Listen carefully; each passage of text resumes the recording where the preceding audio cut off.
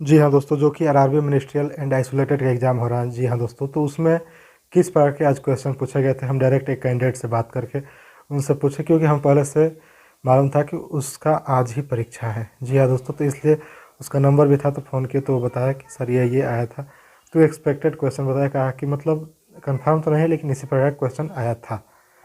तो हमने लॉजिक पूछा कि मतलब लॉजिक बताइए, तो वो जीके का अगर हम बात करें तो लॉजिक ये बताया कि अगर हिस्ट्री की बात करें तो उसमें संस्थापक के बारे में कुछ दिया था। उसके बाद से जन्म उनके बारे में दिया था कि किसी शासक का जन्म कब हुआ था। उसके बाद से सिक्के किसके काल में कौन प्रचलित हुए, मतलब कि हिस्ट्री से भी क्वेश्चन दिया था, 2 से 3 क्वेश्चन।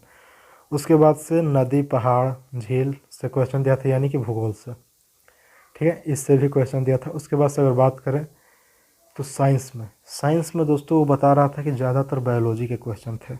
जी हाँ दोस्तों, ज़्यादातर बायोलॉजी क्वेश्चन था। केमिस्ट्री के भी थे कुछ, एक दो रासायनिक सूत्र थे, नाम उम थे, इथेन मेथन मतलब गैस के बारे में। और फिजिक्स से भी क्वेश्चन था, यानी कि फिजिक्स केमिस्ट्री ये और बायोलॉजी तीनों से था, लेकिन सबसे ज़्यादा बायोलॉजी का क्वेश्चन था। ठीक है, उसके बाद से ये तो हो गया जीके और जीएस का बात। हाँ, जीके में ये भी बताया वो कि यहाँ से दिया था, क्या कहते हैं, कौन कितने सबसे ऊंचा है, मतलब कि सबसे ऊंचा बांध या सबसे कुछ दिया था, किनारे पे बसा हुआ शहर, मतलब वही नदी के बारे में दिया था। ठीक है, और करंट का पूछे तो करंट का बताया कि 2020 से नहीं दिया था।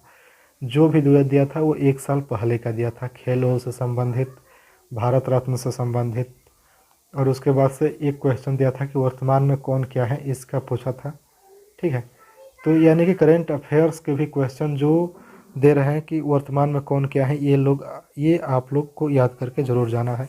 और देखिए, ये आरआरबी एनटीपीसी और ग्रुप डी वालों के लिए बहुत ही फ़ायदेमंद है, क्योंकि टीसीएस उसका भी ले रही है और इसका भी एग्ज़ाम ले रही है। दोनों का टीसीएस ही लेगी, तो कुछ ना कुछ तो क्वेश्चन कॉमन होंगे ही। ठीक है, उसके बाद से अगर मैथ में बात करें, जी हाँ, मैथ में अगर बात करें तो मैथ का अगर बताया कि पेपर ना हार्ड था ना नॉर्मल था, मैथ के जो क्वेश्चन थे, तो ज़्यादातर वो बताया कि प्रतिशत और लाभ हानि बांटा है। जी हाँ दोस्तों, percentage, profit loss and discount, ये आप पढ़ लेंगे तो आपका सवाल एकदम बढ़िया से हल हो जाएगा। बाकी सब नॉर्मल था। ठीक है, फंसाने वाला यही सब क्वेश्चन था।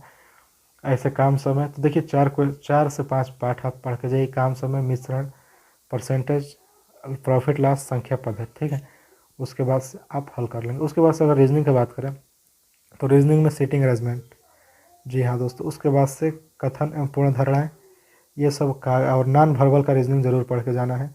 तो इस प्रकार के क्वेश्चन वो बताया कि इसी प्रकार के क्वेश्चन थे। लेकिन मैंने पूछा कि कोई सटीक क्वेश्चन बताओ, तो कहा कि उतना तो दिमाग पे नहीं है, लेकिन इसी में से सब क्वेश्चन थे। ठीक है, तो देखिए, मुझे कहने का मतलब है कि वो तो बेसिक लॉजिक बताया, हम आपको बेसिक लॉजिक बता दिए, इसी प्रकार से आप तैयार करके जाइएगा। ठीक है, और रह गया सटीक आंसर का, तो सटीक क्वेश्चन आंसर कोई नहीं बता पाया, क्योंकि उस समय में बच्चों के अंदर आता है कि जल्दी से जल्दी एग्ज़ाम में, मतलब सही सही और जल्दी जल्दी क्वेश्चन को हल करें। उसको याद करने के लिए दिमाग वहाँ पे नहीं रहता है, उसको हल करने में दिमाग रहता है। ठीक है, तो इसलिए कोई नहीं बता पाता है जल्दी। तो उम्मीद है कि मेरे वीडियो का मकसद समझ गए होंगे, और ऐसे ही अपडेट पाने के लिए हमारे चैनल को सब्सक्राइब करें, बेल आइकन प्रेस कर लो दोस्तों। फिर मिलेंगे आगे वीडियो में।